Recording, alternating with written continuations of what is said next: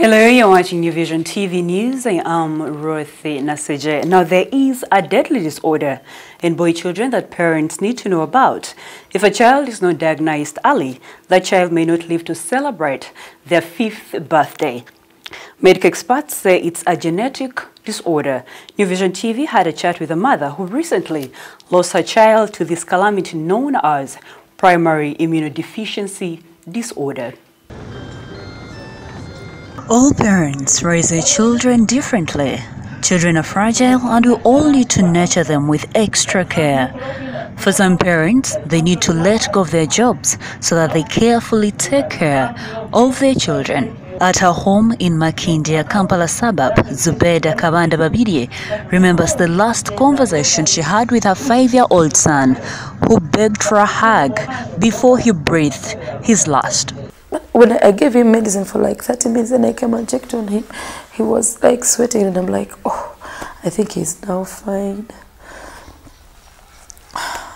After he came out, he told me, Mommy, my head is paining. And I told him, no, there's nothing I'm going to give you. I've already given you medicine. You go and rest. And he told me, I went to his room. He told me, Mommy, please, give me a hug. I looked at him and I told him, no, I'm not going to give you a hug. I know you're going to be fine.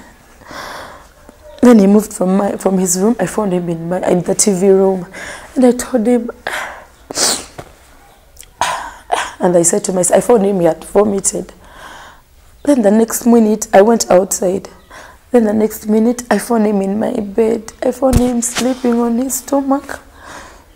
Like, by then I was even pregnant. Rahim was his name, and he succumbed to an illness that did not at any one time in the 5 years he was on earth let him enjoy his childhood. Born like any normal child, Zubeda left him and other 3 siblings with the maid at home. It was until Rahim clocked 5 years that he started experiencing unusual infections. These included bacterial, fungal and viral infections. At a number of times, she took him to hospital and the doctors would prescribe infection drugs. But these kept on and never seemed to end. I found out in 2015, after moving from one hospital to another, trying to find out what was the problem. He was a normal child until when he was about 4 years. Then he started getting those sicknesses and bacterial infections here and there. We moved from one hospital to another. They used to tell us it's a bacterial infection until 2015, when he had a major operation whereby one of his lungs had to be removed. How old was he when he had that operation? He was 5. He was 5 years, and it was done in Sambia Hospital. From there, we thought the problem would go away because the doctors told us that is the problem and it would go away. After 1 year, after like 9 months, we got back to the same thing. What was the problem? He was bacterial infection. Whenever you go to the hospital, this guy has bacterial infection like that. And this time it was in the lungs? Yeah, it somehow came into the lungs, so they had to remove it. Little did she know that this was a genetic condition that had even invaded her sister's child. It was until 2016 when my twin sister also has the same child. Yes. So for her, there was a doctor she's in case clinic, Dr. Apio. She advised that because according to the same stories, these kids had the same stories. They all had the problem of their lungs, bacterial infection all the time. So the Apio advised that we do that test. What is the test called? It is about immunoglobulin something. Yes, we did. My sister did it, and she did it in that hospital, Kampala Independent. Then the results had to be taken to South Africa. It takes 1 week. When the results came back, the guy was positive. It is until then that the doctors revealed that the children of these sisters were infected with a genetic condition worse still, it only attacks the boy child. Doctor sat her down and told her that this and this and this and this is a problem which is genetical. It is passed on to mother to a child, but it is X-linked. It attacks boys alone. So she came to me, she told me, when she told me, as I was hesitant. Then after, again, the boy falling sick, I had to do a test. I had to do my test for my child. Doing it, the boy was also sick. That was 2016, late. We did the test and then it was positive. But then the treatment was very expensive. It used someone who was supplying the medicine, the immunoglobulins, said it was 950 per month. An immunologist, Benson Baruhagare, explains how this condition, called Primary Immunodeficiency Disorder, comes about. They are called primary because they are congenital. Children are born with them. They are genetical. They get inherited them. Some are inherited from their parents. Others are born like that. So children are born, like they are called congenital. They are inborn and they are genetical. That's number one. And number two, they are immunodeficiencies because these disorders affect parts of the immune system or the whole immune system, because there are types that affect comprehensively the whole immune system. You know, the immune system has two arms.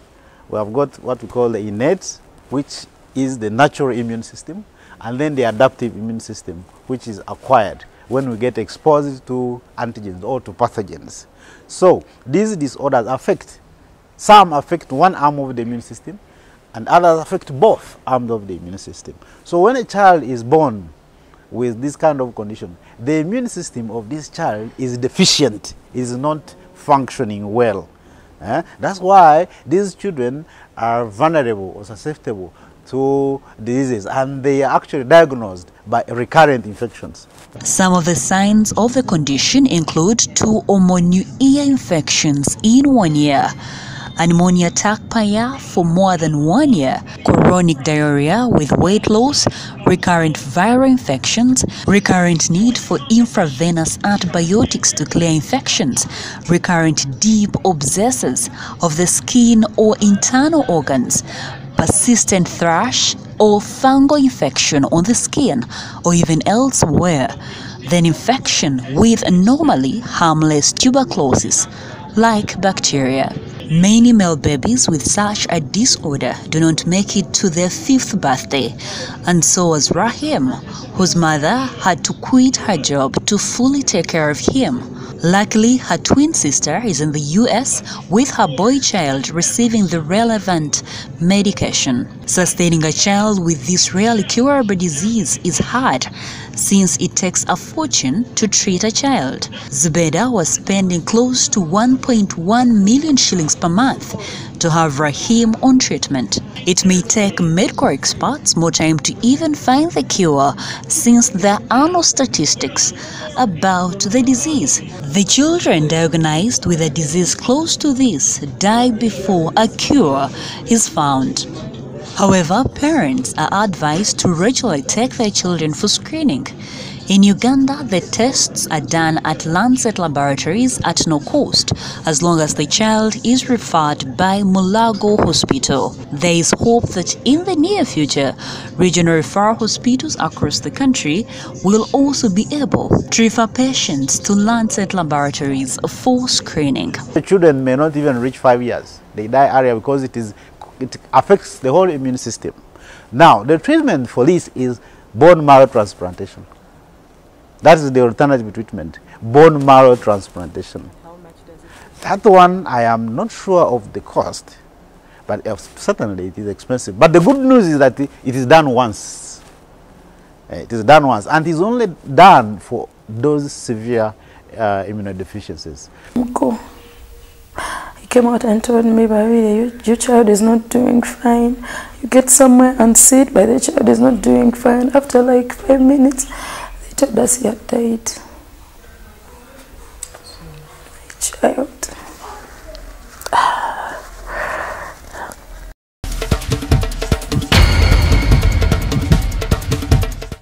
Let's move on. Kweni district has a farmer who has mastered the art in making fortune in growing Irish potatoes. Now 56-year-old Moses Kaptala started growing Irish potatoes at the age of 16 due to the high demand in the country and its neighbors to get school fees. But today it is not just a mission, but a passion. Moses Kipler's farm is located in Menja village in Kweni district and sits on 70 acres of land. Kiptala, who is also a farmer trainer, grows Irish potatoes on 35 acres, barley on 10 acres and eucalyptus on 10 acres. He also has maize on 10 acres and uses 5 acres for rearing cows. An established farmer on these hills. But to accomplish all this, the ambition started in 1978 while in Senior 3 in Kenya to feed the demand of Irish potatoes on the borders of the two countries and also to get school fees. When he graduated, Kiptala became a teacher and farming was more of a side job. But this was not more rewarding than if he concentrated on what he saw as another job. Realized that farming was paying more than even the job which I was teaching. Because the way I used to calculate was that if a worker now works for Saturdays, then you get roughly something like even 300,000. When you divide it, means in a day you are even getting something at average of 10,000. But when I go to farming, sometime when I produce, I cultivate 20 acres of Irish potatoes, you are able to get something like not less than 40 million. But when you divide that into the working days, because I think an employee works for 8 hours. But for me as a farmer, I also work for 8 hours. But when you calculate the output, you will realize that farming pays even more than the employment we are talking about. That's why currently, as we talk, I have really engaged myself in the potato production because it can be produced 3 times in a year. It was not all profitable when he started farming, but today he enjoys the yields of his hard work. Like when I talk of potatoes in a season, when I talk of a season, I mean 3 months. So after 3 months, it has been actually moving, the trend has been going up. Because when I planted at first the potatoes, I used to plant the seed which was not certified. And this seed I could get something like 10 bucks per 10 bucks. It used to ranges from 10 bucks to 15 bucks. But when I went to the certified seed from Kachwekano, I'm able to produce now 1 acre producing around 150 to 180 bucks. So in the total production which I'm giving you, I am able to produce about 2,700 bucks of potato per season. What about maize? He explains that Kabale breeds are highly yielding. Even the soils of Kweni and Kabale are similar. Roughly 60 employees and their daily income from Kiptala's 70-acre piece of land. They engage in land preparation, land planting, harvesting, among other activities. His family is also actively involved on the farm. Make sure that there is what we call sustainability plan of the activities that I'm doing in my garden. So the first person who is now in charge, in case I am not there, is my wife. Yes, she has also been assisting me both in management and monitoring. Then other people involved also in this work is my children. As I talk right now, I have about 10 children. Among the 10 children, 4 of them have qualified and they are now assisting me in record keeping and even supervising the work in the garden. The creative farmer is very aware of climate change and he has a solution. We used to have only 2 seasons. Season A starts March, then season B starts August, but we have tried to see that when you plant late September, you are likely to end in drought. So we have used the craft flow scheme to make sure that we create another season called season 3. And I think that one has really a lot of advantages. Because one, we have tried to see that we make reserve tanks. And these reserve tanks we harvest rain even during rainy season, so that when it comes dry season, you begin actually irrigating land. And we have seen that it is more economical in terms of the prices, because as we talk right now, I've installed about a distance of about 3 kilometers. I've bought about 30 pipes of 2-inch pipe, 63. And this one brings me, which irrigates about 16 acres at a go. And we are using now sprinklers to make sure that we mitigate this. And it is cost effective. The market has not been challenging for Kiptala, who sells a bag between 60,000 shillings and 70,000 shillings, and then earns 1.2 million shillings to 1.8 million shillings from each acre per season. There are 2 seasons per year. Because when you sell to the market, to the hotels, those ones may be needing from 45 to 60, and their prices vary, more especially depending on the time of harvest. So, where do you get your market? Yes, as we talk right now, my market has been distributed all over. First of all, we have the local market within Kwen district, Kapchoro district, and a part of Bukwa district. Then the second market, which is bigger, is the market from Bale district. In Bale, we have now organizations like, there's an organization called Bale Potato Dealers Association. In short, it is border. Those are our ready markets. Then for recent, we have also attracted markets from Rwanda. We have attracted also markets from Kenya. And then also we have markets coming from Kampala hotels. Successful farmers have successful stories. Kaptala has a story. When I started farming, I didn't have even a single garden of mine, which I call it mine. But as we talk, I have 60 acres which I have bought. I have constructed my house. This is the permanent house. And then my children have gone to school so far. Now I have about 6 graduates.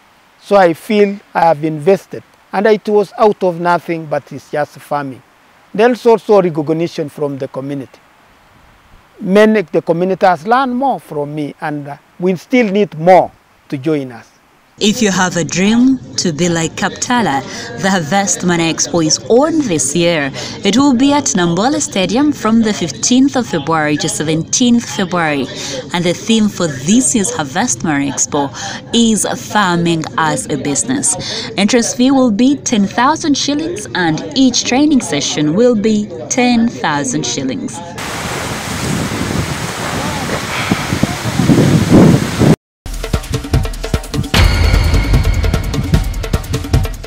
And in our sports news, Vipers are out of the race in the CAF Confederation Cup. Back home, the team will resume the Star Times Uganda Premier League title campaign with an away game against URA at Nambola today.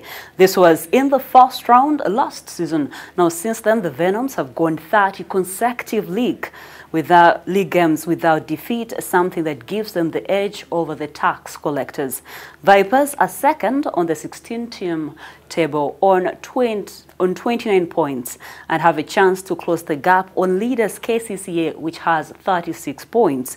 URA are in 6th position on 21 points. URA, who have conceded the least number of goals in the league, come 5th into today's game after thrashing regional side Sinigi 5-1 in the Stanbic Uganda Cup.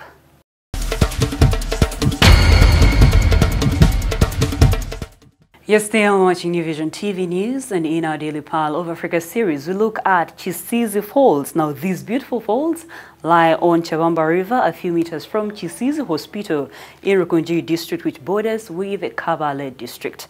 These falls are about 30 meters high, dropping water into the gorge. Whoever visits these falls missed at least 100 meters. We're welcoming you to the falls that have a strong cultural attachment. Let's take a look. In the trees at Chisizi flows Chisizi Falls. Its water flows and eventually drain into Lake Edward. Chisizi is known to have instilled Moors in Bachiga girls who were not married. It is reported that at these falls, unmarried Bachiga girls could be thrown to their death.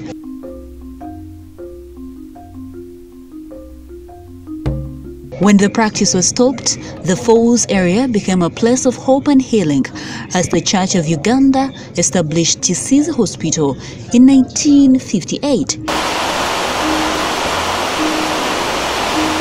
Chisizi Falls' beauty is comprised of many magnificent creatures such as birds of all sizes and colors, giving you a pleasure of bird watching. Other activities to engage in while here: forest walks, sightseeing, photography experiences, hiking, among so many others. Now for more Pearl of Africa stories, visit our website, which is www.newvision.co.ug. Our newspaper, The Sunday Vision, is also another home of adventures, so grab your copy every Sunday for Pearl of Africa stories.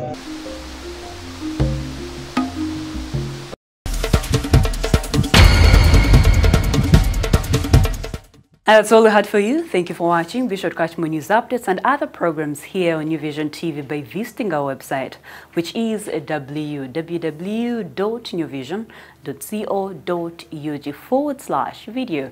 You can also catch us on social media. Our Facebook page is The New Vision. Our Twitter handle is New Vision Wire. Instagram is @NewVisionWire, and our YouTube channel is New Vision TV. Catch up with me on my Twitter handle. I am Ruth the Voice, and I have to remind you that the Harvest Money Expo is on this year. It will start on 15th February and end on 17th February at Nambole Stadium. Now, entrance fee is 10,000 shillings, and those who love to attend training sessions, each training session will be 10,000 shillings. The theme for this year's Harvest Money Expo is farming as a business. Thank you for watching.